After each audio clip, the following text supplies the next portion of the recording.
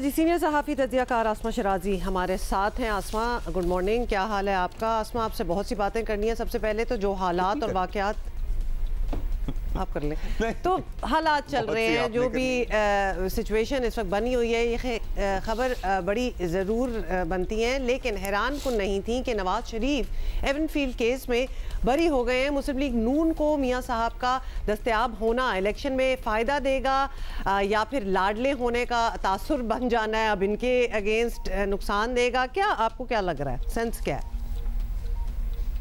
देखिए, अभी तो अल-अज़ीज़िया का भी जो है वो मामला मौजूद है, वो उसके ऊपर भी सज़ा है नवाज़ शरीफ साहब को। तो अभी ये कहना क़बल अज़ वक्त है कि वो पूरी तरह से उनके ख़िलाफ़ जो केसेस हैं वो ख़त्म हो जाएं और बात की जितनी जो भी अपीलें आज थी, जो फ़ैसला कल हुआ है, उस फ़ैसले के ऊपर तो ये पहले से भी कहा जा रहा था, क्योंकि मरीम नवाज़ साहिबा भी इसी तरह के मुकदमे के अंदर थी, फिर वो बरी हुई थी और उनके ऊपर भी जो इल्ज़ामात थे वो साबित नहीं हुए थे।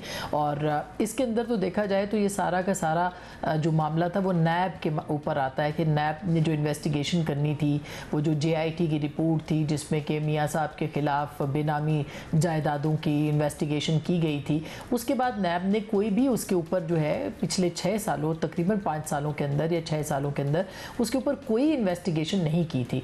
तो मरीम नवाज़ साहिबा जो हैं उनके केस के अंदर, जो कि सेम ही केस था, उनको सवाल पूछे गए थे नैब को, लेकिन उनके पास जवाब नहीं थे। और आज भी यही हुआ कि जो सवालात नैब से पूछे गए थे वो उनके पास मौजूद नहीं थे, यानी उनके पास किसी भी चीज़ का सबूत नहीं था। तो अगर पिछले सवाल तो ये बनता है कि पिछले कई सालों में अगर ये इन्वेस्टिगेशन किसी सिरे तक नहीं पहुंची और इसकी कोई खोज नहीं मिली, तो वो जो इतनी बाहर के ट्रिप्स थे, वो जो इतने पैसे लगाए गए, जो पाकिस्तान के ख़जाने को इतना नुकसान हुआ, उसका ज़िम्मेदार कौन होगा? तो बिल्कुल ये हो सकता है कि आगे जाके जो है वो केसेस जो हैं वो स्पीड अप हों, नवाज शरीफ साहब के ऊपर वो तासुर जो है लाडला होने का वो कोशिश कर रहे हैं या कर सकें कि इसको जो है वो ज़ाइल किया जाए। लेकिन सरे दस्त ये जो एवनफील्ड का मामला है ये बंद हुआ है। अल-अज़ीज़िया जो है वो आगे अभी आएगा और उसके बाद फिर सिर्फ ये नहीं बल्कि नाअहलियत की जो तलवार है नवाज शरीफ साहब के ऊपर कानून साजी के बावजूद वो भी ताहाल लटक रही है। उसके लिए भी सुप्रीम कोर्ट में जाना जो है वो ज़रूरी होगा पाकिस्तान मुस्लिम लीग नवाज़ का किसी एक स्टेज के ऊपर, ताकि उस मामले के ऊपर जो ताहयात नाअहली वाला मामला है वहाँ से क्लैरिफिकेशन मिल सके। अच्छा, यानी अभी भी कुछ चैलेंजेस बाकी हैं? अभी चैलेंजेस बाकी हैं। आसमा साहिबा, तहरीक इंसाफ की बात कर लेते हैं। पिछले 2-4 दिनों में जो डेवलपमेंट्स हुई हैं, पार्टी की नई आने वाली क़यादत का इसरार है कि ये सब -1 नहीं हुआ। तो क्या हम समझें इसे -1 समझें या नहीं समझें, या एक इंटेलिजेंट मूव समझें? देखिए, -1 तो अभी तक देखा जाए तो ये मामला अभी निगरान के हद तक है और निगरान चेयरमैन जो हैं वो पाकिस्तान तहरीक इंसाफ के नामज़द किए गए हैं बैरिस्टर गौहर अली ख़ान। तो माइनस तो होते रहे हैं पाकिस्तान की सियासत में। आपने देखा होगा कि इंतखाबात में कभी बेनज़ीर भुट्टो माइनस हुई, कभी नवाज शरीफ साहब माइनस हुए, अब इमरान खान साहब जो हैं उनके माइनस होने की बातें हैं। पार्टी चेयरमैनशिप पहले भी आपने देखा सारी जमातों के सरबराहान जो थे उनको हटा दिया गया, फिर अभी इमरान खान साहब के ऊपर है। लेकिन ये टेक्निकल बुनियादों के ऊपर यूँ है कि उनके ऊपर जो उनका अपनी पार्टी का आइन था उसके मुताबिक इंतखाबात करवाने थे और फिर वो कन्विक्टेड है, उनको सज़ा हो चुकी है तोशा खाना के अंदर। इस बुनियाद के ऊपर वो अपनी पार्टी के चेयरमैन का इलेक्शन जो है वो नहीं लड़ सकते और इलेक्शन उनको लड़ना ज़रूरी है क्योंकि वो बल्ले के साथ मंसूब है। तो ये माइनस होने से कागज़ों में या कवायद ज़वाबित में या टेक्निकलिटीज़ में या लीगैलिटीज़ में आप माइनस हो जाते हैं, लेकिन आवाम के दिलों से जो है वो सियासतदान माइनस नहीं होते। और ये माइनस की जो पॉलिसी है ये मेरा ख्याल है कि अब ये पुरानी हुई है और पुरानी होनी चाहिए, मगर इसका इदराक कब होगा इसको भी देखना बाकी है। अच्छा, अब इसी पार्टी की पाकिस्तान तहरीक इंसाफ की ही अगर बात करें तो ये वकला के हाथ में अब ये पार्टी आ गई है और हम बहुत बरसों से देख रहे हैं कि वकला की सियासत का एक अपना मिजाज होता है, एक ही ग्रुप वाले एक दूसरे के खिलाफ होते, ज़रा भी देर नहीं लगाते।